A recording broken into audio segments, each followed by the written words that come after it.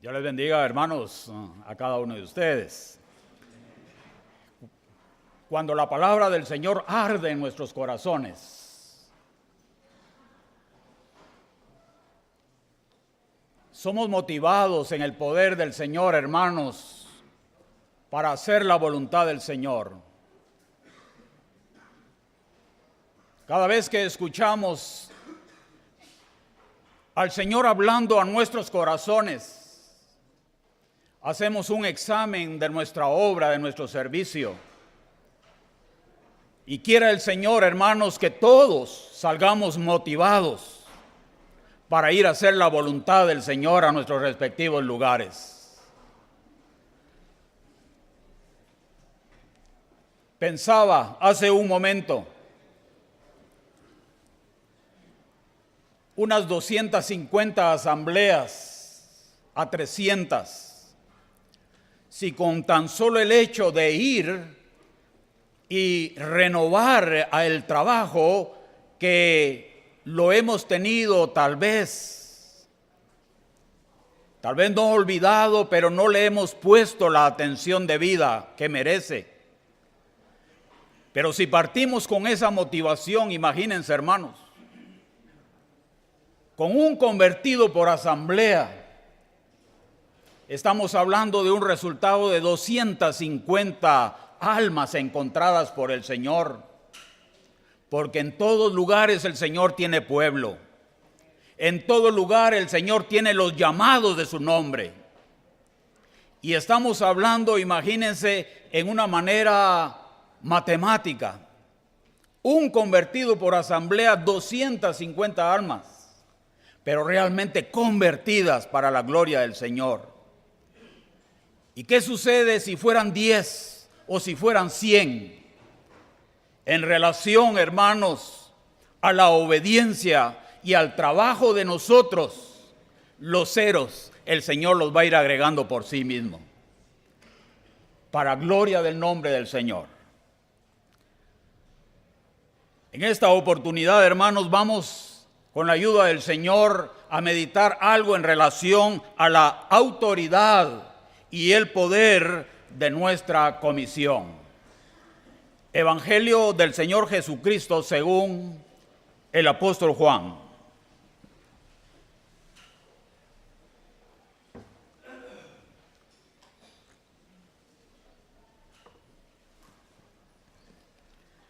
Capítulo 20,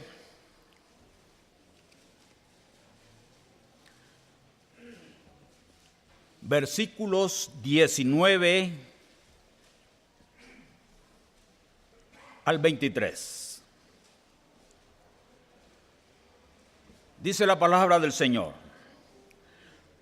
Cuando llegó la noche de aquel mismo día, el primero de la semana, estando las puertas cerradas en el lugar donde los discípulos estaban reunidos, por miedo de los judíos, vino Jesús y puesto en medio les dijo: paz a vosotros.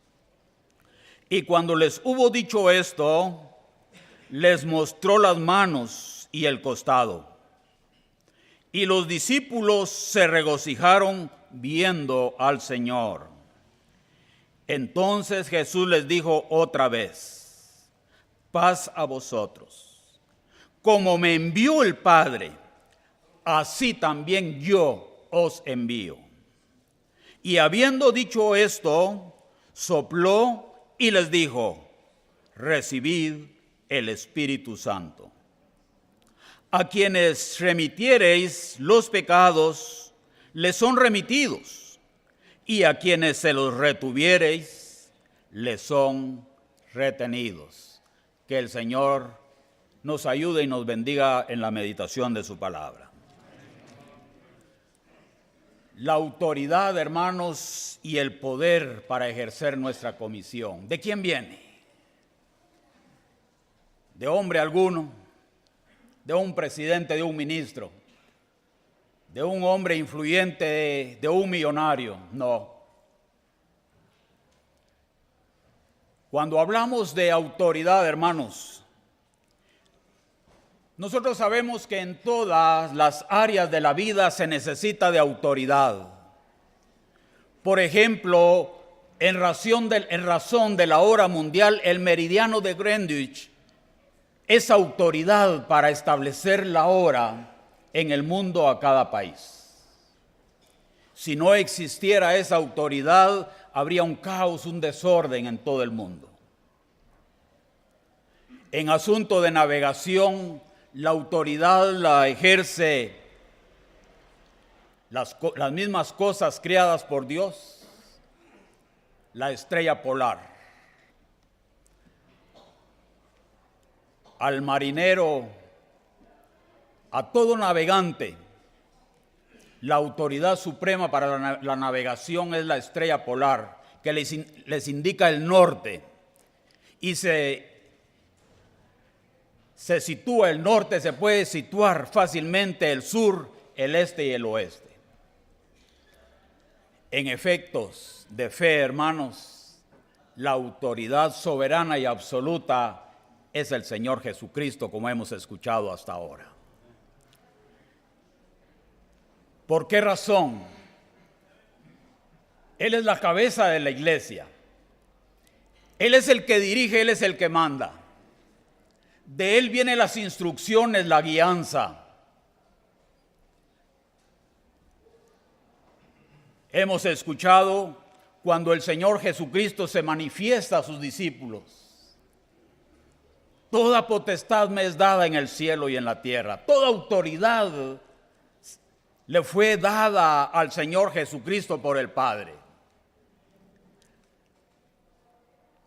Bueno, mis hermanos, Él es la autoridad para nosotros. Como me envió el Padre, así también yo os envío. Pero analicemos estas palabras en el contexto. Qué bueno es, hermanos, analizar la gran comisión a la luz de los 4 evangelios. Porque hemos aprendido en el Señor que la palabra del Señor jamás se va a contradecir. Sencillamente, si analizamos esta enseñanza de la gran comisión a la luz de los 4 evangelios, no se va a contradecir jamás, sino que por el contrario, se complementa. Y al aprender lo que el Señor les dijo, según fue escrito por el evangelista Mateo, por el evangelista Marcos, por el evangelista Lucas y por lo que estamos leyendo ahora a través de lo que fue escrito por el evangelista Juan, siempre inspirados por el Espíritu Santo.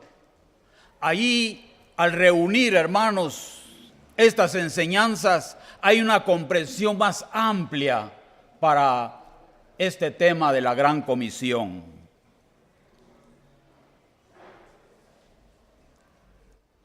Los discípulos estaban reunidos, temerosos de los judíos, dice lo que hemos leído. Ellos tenían miedo, hermanos.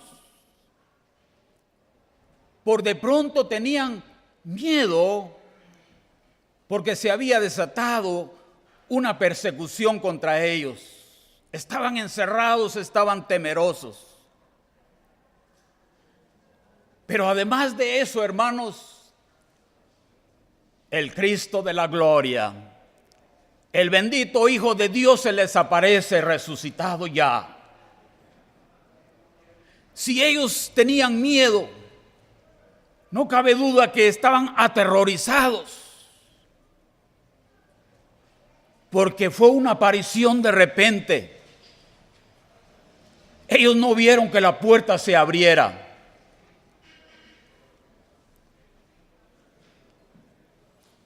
Y realmente, hermanos, los cuerpos resucitados vencen las leyes físicas, las leyes naturales, las leyes químicas, todo.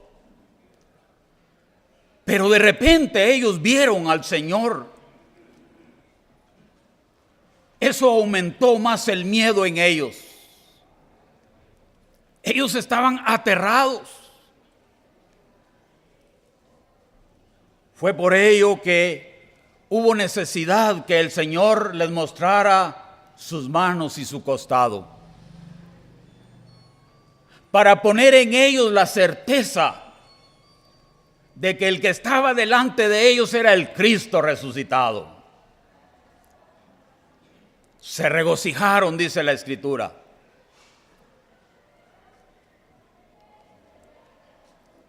Estos relatos nos mencionan las primeras 3 apariciones del Señor Jesucristo resucitado. La primera a María Magdalena, María la madre de Jacobo, y había otra mujer de nombre Salomé. Una segunda aparición, estando los discípulos reunidos, pero uno de ellos, Tomás, ausente.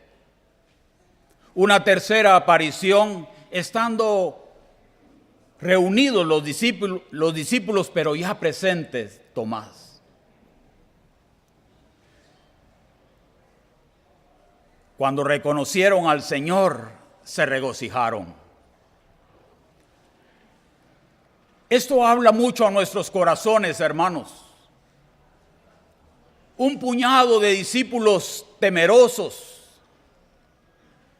Primero temor a los judíos y luego por aquella aparición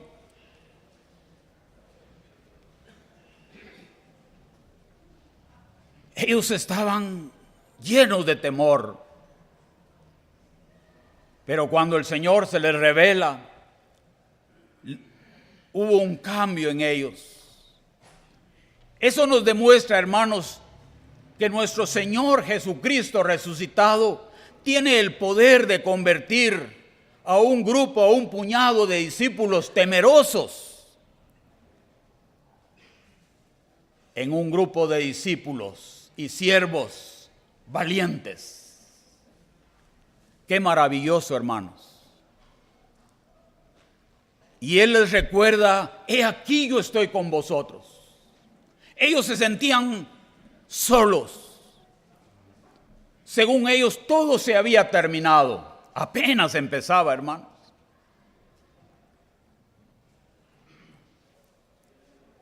Se sentían solos.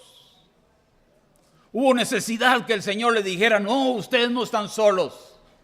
La promesa mía es estar con ustedes siempre. He aquí yo estoy con vosotros todos los días, hasta el fin del mundo.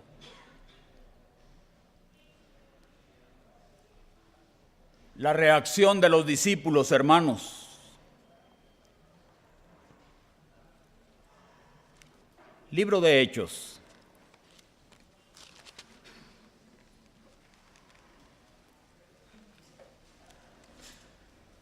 Capítulo 4, versículo 13. Los discípulos antes temerosos, antes solos, pero ahora guiados por el Señor en el poder del Espíritu Santo. Hechos 4:13 dice: entonces, viendo el denuedo de Pedro y de Juan, y sabiendo que eran hombres sin letras y del vulgo, se maravillaban y les reconocían que habían estado con Jesús. Estos discípulos, hermanos, temerosos como muchos de nosotros cuando empezamos nuestro trabajo en la obra del Señor, todos empezamos con temor a servirle. Estábamos llenos de miedo, pero el Señor hizo una obra en nosotros, así como la hizo con los discípulos, la ha hecho en la vida de cada uno de nosotros.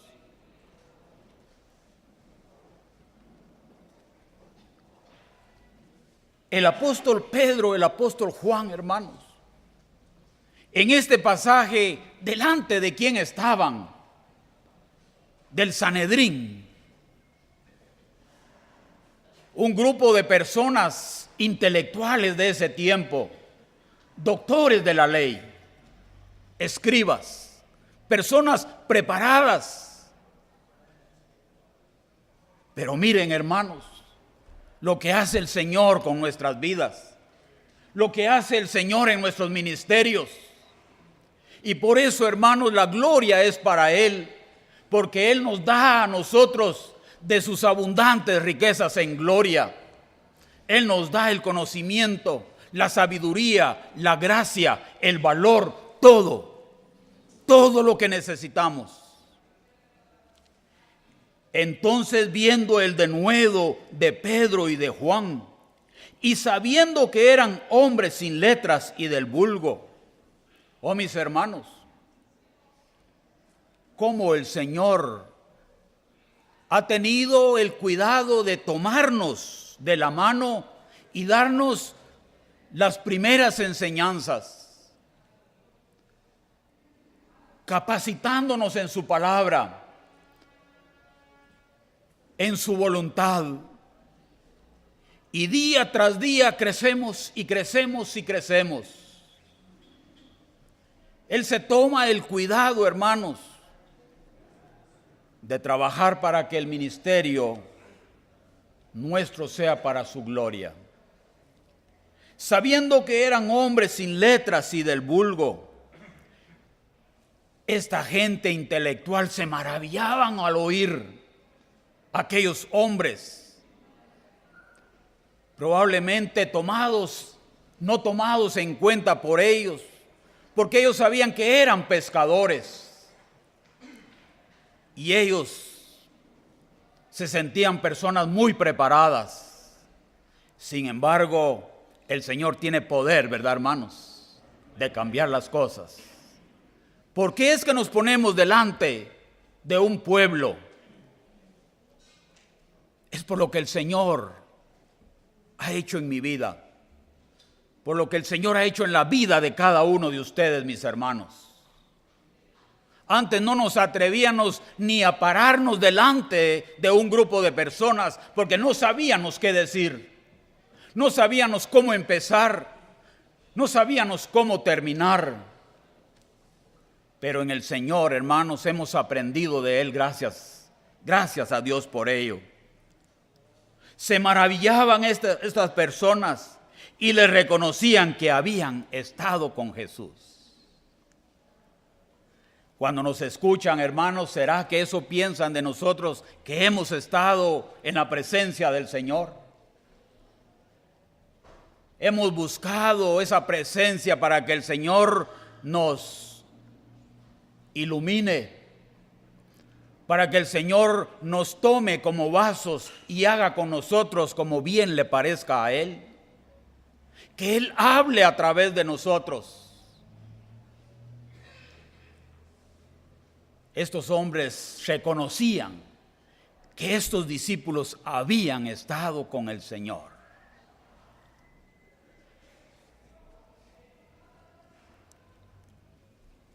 Toda potestad me es dada en el cielo y en la tierra. El poder, hermanos, esa autoridad conferida es del Señor. Él es el que nos da esa autoridad, ese derecho para proclamar su glorioso evangelio.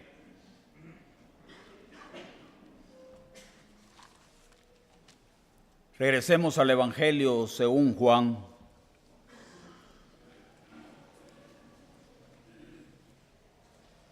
Hemos leído el 19.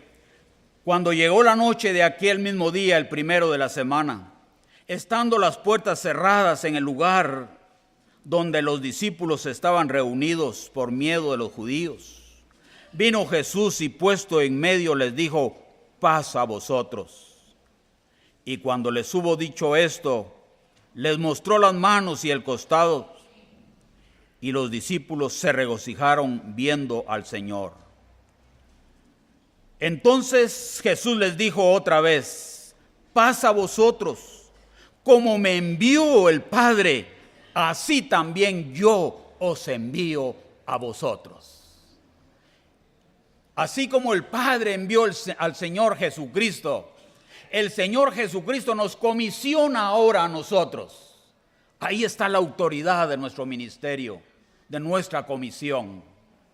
Somos embajadores del Señor Jesucristo y debemos de cumplir, llevar fielmente ese mensaje como embajadores que somos de un rey, porque Él es el Rey de Reyes.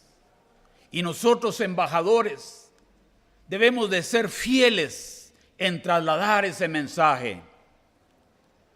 Como me envió el Padre, así también yo os envío.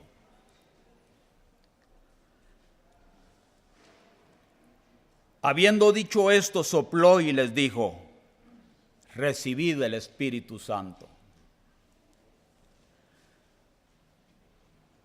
¿Cómo se escuchan, hermanos, enseñanzas falsas cuando se malinterpretan las Escrituras?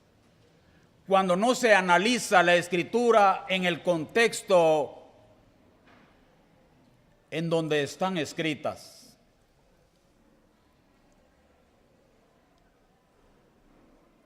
Hoy en día vemos toda clase de viento de doctrina. El Señor Jesucristo les dijo a aquellos discípulos, habiendo dicho esto, dice el versículo 22, sopló y les dijo: recibid el Espíritu Santo. ¿Había ascendido el Señor ya al cielo? Todavía no, ¿verdad?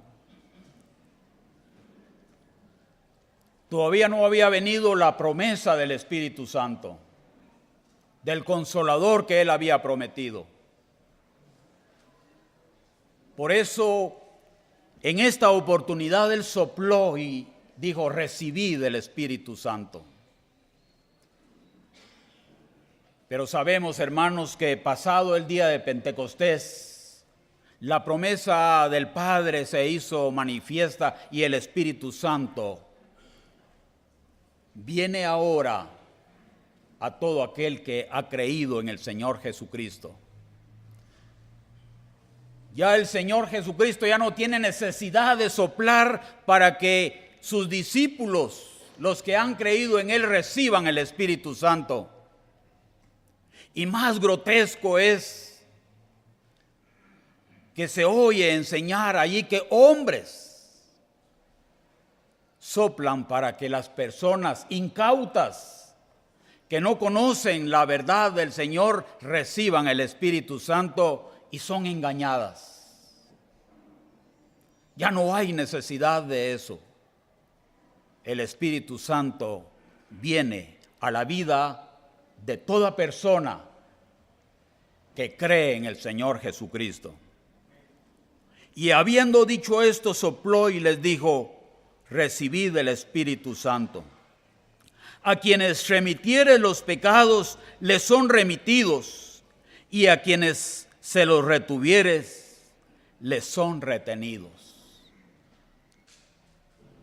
Otro versículo, hermanos, que toman muchos para dar enseñanzas torcidas, enseñando de que el hombre tiene potestad. Ciertos hombres quizá tienen potestad para perdonar pecados. ¿Será eso posible? No. Solo Dios puede perdonar pecados, ¿verdad, hermano? Solo Dios puede perdonar pecados. Aquí lo que esta escritura, hermanos, nos está indicando es de que un siervo del Señor, en obediencia y en la guianza y en el poder del Espíritu Santo, Él manifiesta que todo aquel que cree en el Señor va a recibir perdón de pecados Y si aquella persona cree, efectivamente, él recibirá el perdón de pecados, pero no a través de la persona que predica, sino que a través de la promesa del Señor. Leímos en la mañana el Evangelio según Lucas capítulo 24 y versículo 47, que dice: y que se predicase en su nombre el arrepentimiento y el perdón de pecados a todas las naciones. Aquel que, guiado en el poder del Espíritu Santo, manifiesta que todo aquel que se acerca al Señor creyendo que Él es capaz y suficiente para perdonarle, efectivamente sus pecados serán perdonados por Dios. Pero aquella persona que no cree en el Señor Jesucristo, efectivamente sus pecados no serán perdonados cuando salga de este mundo. Eso es lo que enseña la palabra del Señor.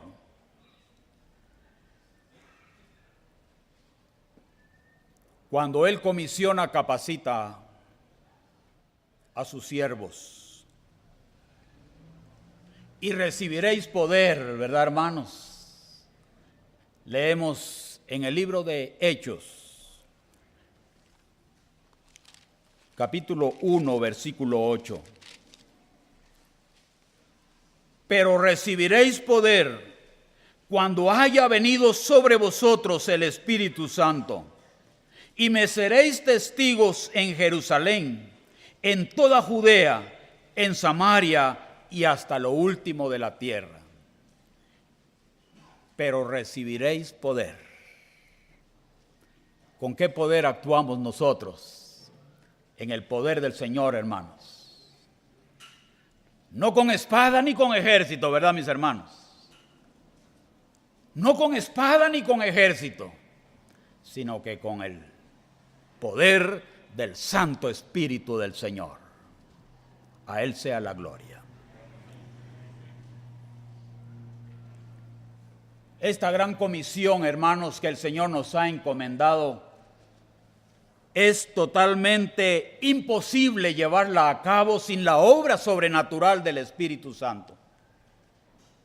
No es mi inteligencia, no es mi sabiduría, no es mi manera de convencer, no es nada de lo que yo poseo, hermanos, hemos oído en la mañana. Todo es dado por el Señor. El hombre no tiene capacidad, no tiene poder para perdonar pecados, para convertir las almas, para sacarlas de las tinieblas a la luz admirable. Cada vez que trabajemos en este ministerio es confiando en que el Señor es fiel y Él hará su obra. Él sabe en qué persona la va a hacer, cómo la va a hacer y en qué momento lo va a hacer. Muchas veces ni nos damos cuenta de ello. Así trabaja el Espíritu Santo del Señor.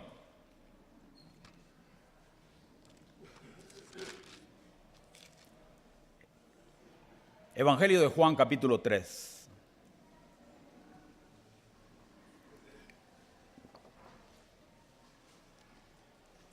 Versículos 7 y 8. No te maravilléis de que te dije, os es necesario nacer de nuevo. El viento sopla de donde quiere y oyes su sonido, mas ni sabes de dónde viene ni a dónde va. Así es todo aquel que es nacido del Espíritu. Qué gran verdad para nosotros, hermanos.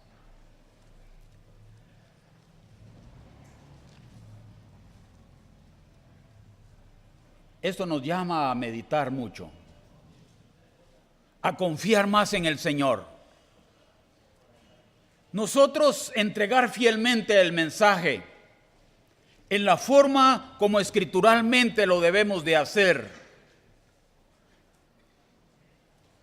Y luego, como dice la alabanza, después de haber sembrado la simiente preciosa que es la palabra del Señor, el resultado se lo dejamos al Señor, ¿verdad, hermanos? Porque a Él le pertenece, de Él es.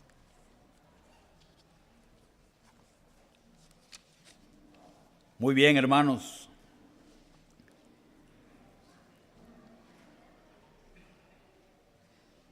Convencidos, pero no convertidos. Qué triste realidad. Hoy en día nuestras asambleas se llenan. Muchas asambleas que conocemos ya no caben.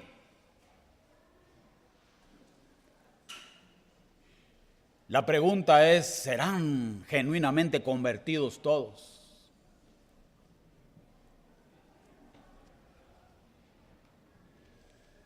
Lo que oíamos en la mañana nos llama a la meditación.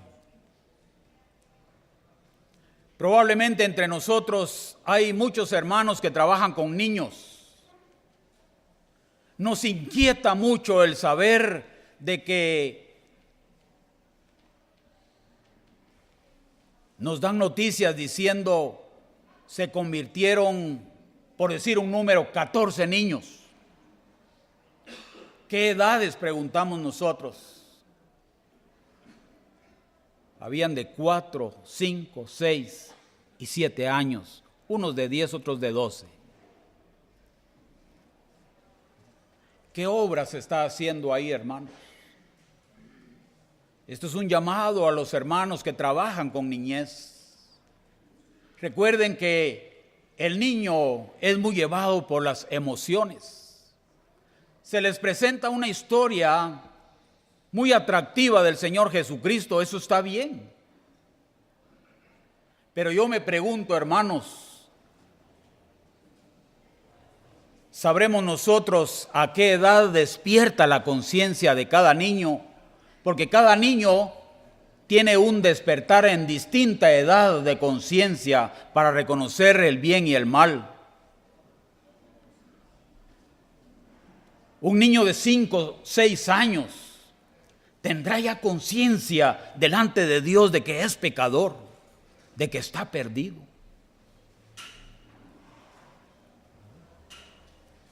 Y solo a través de aquella historia bonita le hicimos un llamamiento y el niño levantó la mano y lo tomamos como convertido. Esto nos llama a la reflexión, hermanos. ¿Qué trabajo estamos haciendo con la niñez? El mismo error podemos estar cometiendo con los adultos. Oh, mis hermanos,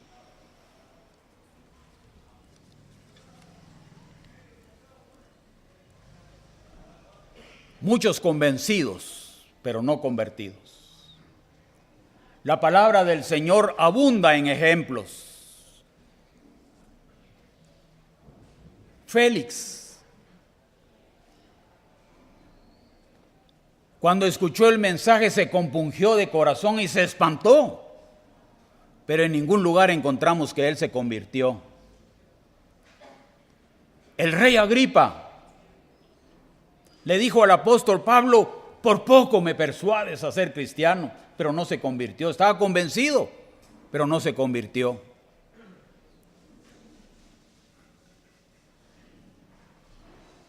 Aquellos soldados que fueron testigos de la resurrección del Señor Jesucristo tuvieron evidencias, convencidos tal vez, pero la Escritura no nos dice que se hayan convertido.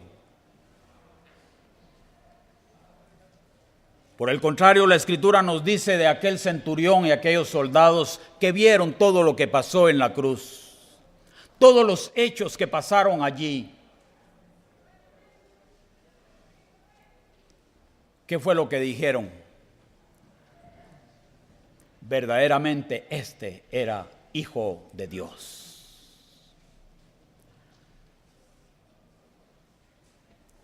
Nadie, hermanos, está verdaderamente convertido. si no ha sido convencido de pecado, en primer lugar? Si su mente no ha sido iluminada, si su voluntad no ha sido cambiada. Y eso es obra del Espíritu Santo.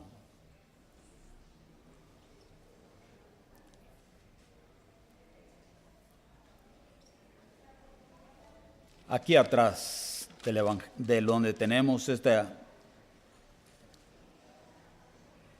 lectura, retrocedamos al capítulo 16 del Evangelio según Juan, versículo 7.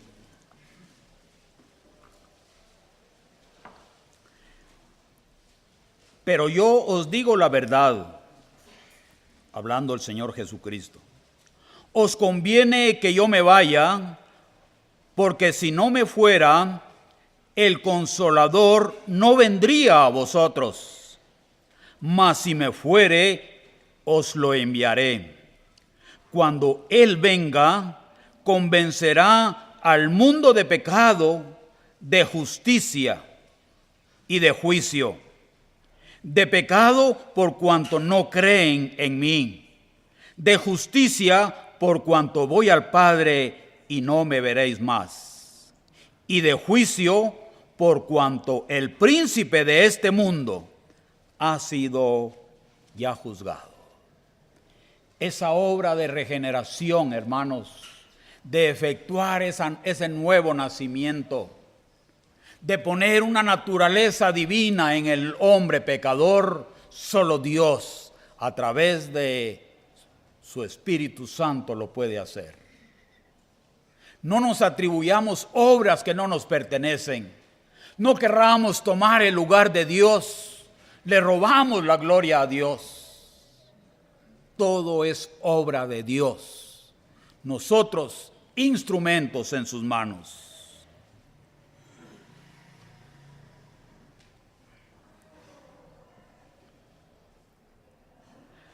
La convicción no es conversión. El estar convencido no es sinónimo de que la persona haya sido genuinamente convertida. Ese es uno de los errores y debilidades de la evangelización de hoy, hermanos. Una falta de entendimiento en relación a este punto tan vital. Solo el Señor, hermanos, nos ayuda a que seamos fieles para entregar el mensaje como Él se lo enseñó a los discípulos. Y los discípulos lo ejercitan en el libro de los Hechos. 10 mensajes oímos en la mañana, 10 ejemplos. Y ellos anuncian el Evangelio tal como lo oyeron, como lo enseñó el Señor Jesucristo. Ojalá nosotros seamos llamados a predicar ese evangelio escritural. Un evangelio cristocéntrico, poniendo al Señor Jesucristo como centro del mensaje. Hoy en día se escucha un evangelio antropocéntrico. Antropos se refiere al hombre. Dejan al Señor Jesucristo por un lado y le dan énfasis al hombre, al predicador, al oyente. Esos son los evangelios que se escuchan hoy en día. ¿Qué diferencia hay entre uno y otro? Básicamente, hermanos, es a base de lo que se cree acerca de la elección soberana de Dios. Es en relación a lo que se cree en relación a la elección soberana de Dios. La función divina.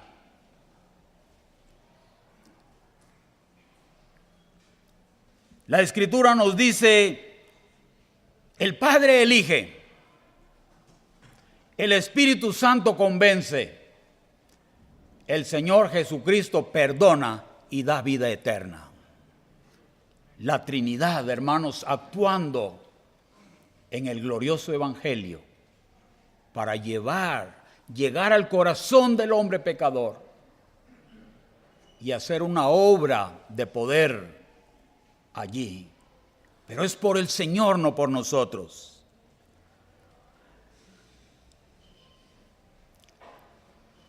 El evangelio, según el hombre, considera que la salvación es el resultado de la elección del hombre, que es el hombre el que realmente toma la decisión, que el hombre tiene que aportar algo para la salvación, que el hombre tiene que hacer algo para esa salvación.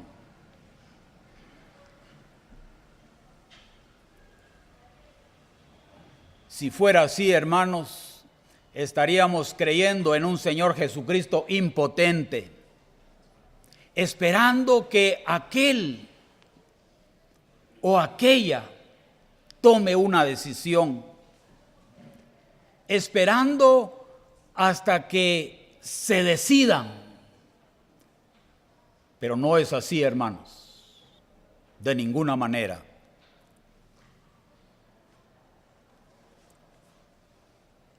Él no es un Cristo impotente esperando la decisión del hombre. Si se le antoja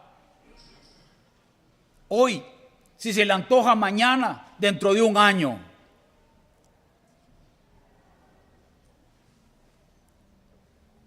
Por eso es bueno conocer en relación a la elección soberana de Dios.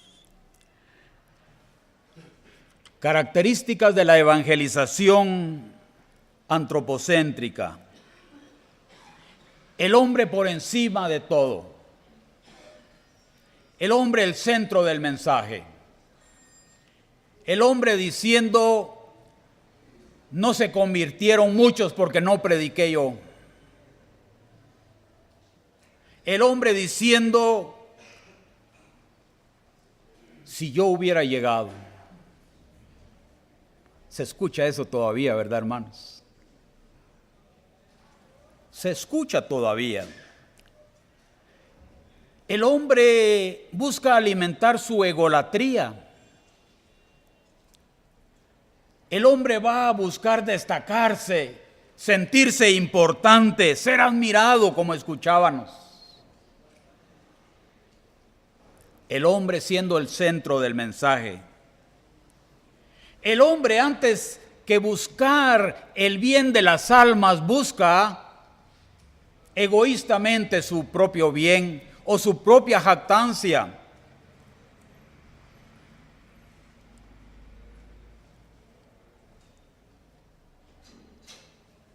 Le interesan más las estadísticas,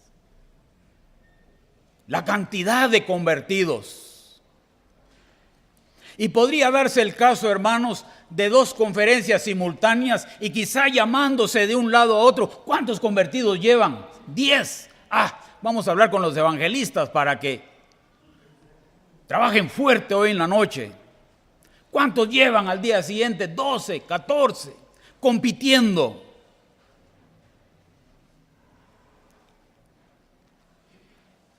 Esa no es una evangelización cristocéntrica, es una evangelización antropocéntrica. Intereses del hombre, a veces intereses económicos. Vamos a hacer una reunión especial para ver cuánto queda. El año pasado dimos un pedazo de carne grande, no nos quedó mucho. Partamos ese pedazo de carne en 4, nos van a bajar los costos y nos va a quedar. Puede ser que pensemos en ello. Démosles agua del río, no les demos agua purificada, es más barata. Con cántaros hay que irla a traer. Los hermanos oran y esa agüita se santifica. Sí, hermanos. Se desvirtúa en verdad el ejercicio de predicar el glorioso evangelio. Ya no es el bien de las almas y hay intereses. Nos preguntamos, ¿qué busca el predicador que corre al púlpito? ¿Qué busca el predicador que corre al púlpito y no se deja guiar por el Espíritu Santo? Preguntémonos, ¿qué busca ese hermano? ¿Cuál es su motivación real de correr al púlpito? Y muchas veces no es guiado por el Espíritu Santo. Predicación antropocéntrica. Se dejó a Cristo por un lado. El hombre es más importante. Eso se oye ahora. Características, hermanos, de la evangelización cristocéntrica escritural. Esta predicación cree firmemente en lo que la Escritura enseña en relación a la elección soberana de Dios, que es un acto de Dios y no del hombre, bíblicamente sostenible, enseñada por el Señor mismo. Evangelio según Juan, capítulo 13, vamos a leer varios versículos, hermanos.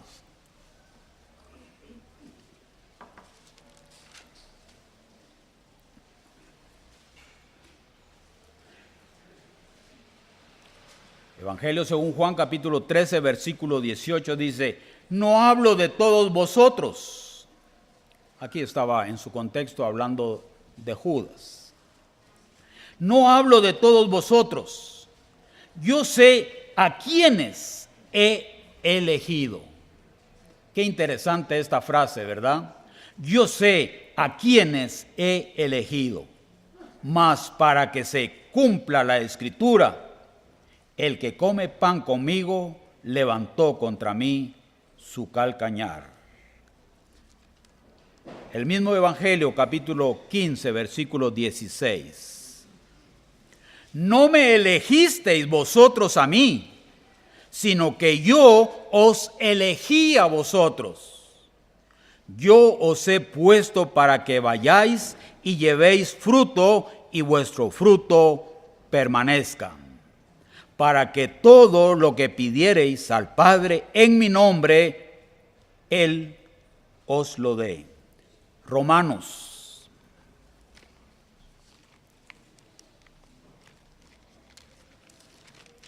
Capítulo 8, versículo 33. Estamos hablando de la elección según la Escritura nos enseña.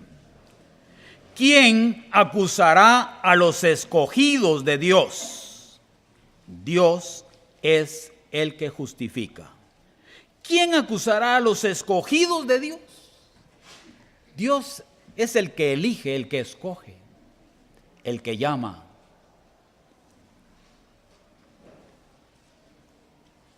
Él es el que justifica.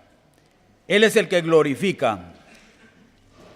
Él es el que hace la obra espiritual en nosotros. Él es el que lo hace todo. Efesios.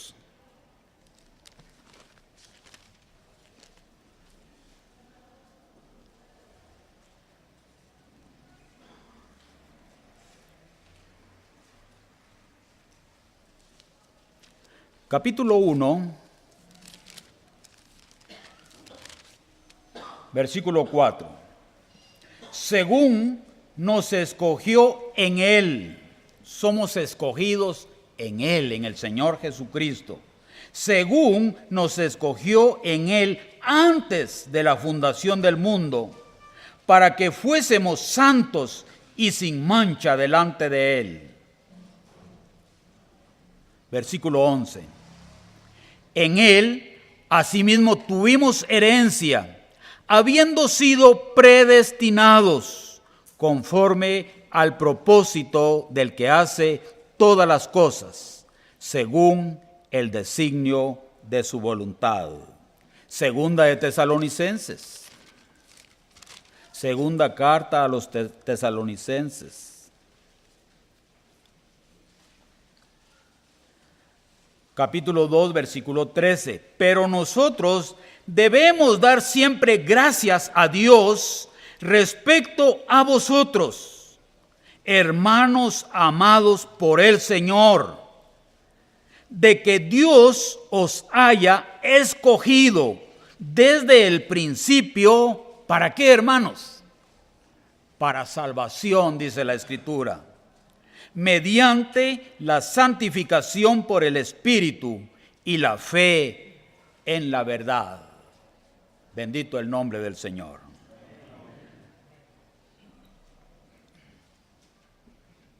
Esto, hermanos, descarta toda acción del hombre.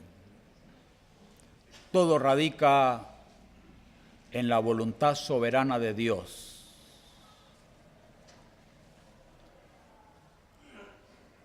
El apóstol Pablo a los romanos, diciendo una gran verdad de lo que dijo el Señor Jesucristo: yo tendré misericordia del que tendré misericordia. Gracias al Señor, hermanos, porque el Señor en su amor, al ver nuestra necesidad, tuvo misericordia de nosotros. Un llamamiento santo, una elección soberana, y ahora, según su gracia, somos sus hijos, pueblo del Señor. Bendito sea su nombre. Vamos concluyendo, hermanos. Un manual para aprender más sobre esta área de la evangelización, ya lo oímos, el libro de los Hechos. La enseñanza de los apóstoles, cómo predicaron ellos el evangelio.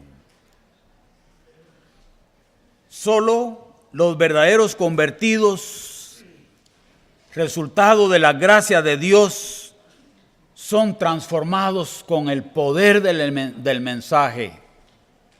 El Espíritu Santo tomando la palabra y haciéndola viva en el corazón del oyente, del pecador.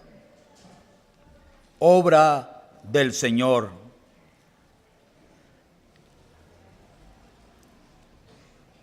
Porque el Evangelio, hermanos, es poder de Dios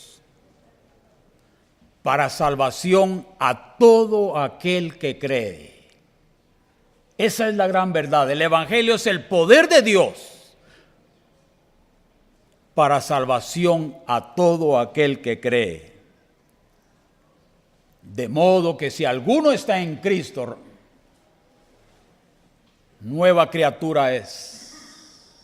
Las cosas viejas pasaron, he aquí todas son hechas nuevas. Y cuánto más la eficacia del poder de la sangre del Señor Jesucristo, ¿verdad, mis hermanos? Primera de Juan 1:7. Y la sangre del Señor Jesucristo, su Hijo, nos limpia de todo pecado. Bien, mis amados hermanos, para terminar, si en nuestros corazones se ha despertado un propósito, una vez más, que sea el de exaltar ante los hombres a un Cristo que tiene poder para destapar los oídos sordos, que tiene poder para abrir los ojos ciegos y que tiene poder para levantar a los que están espiritualmente muertos. Solo el poder de Dios, hermanos, obrando, hará eficaz el ministerio de nosotros. Que Él bendiga su palabra.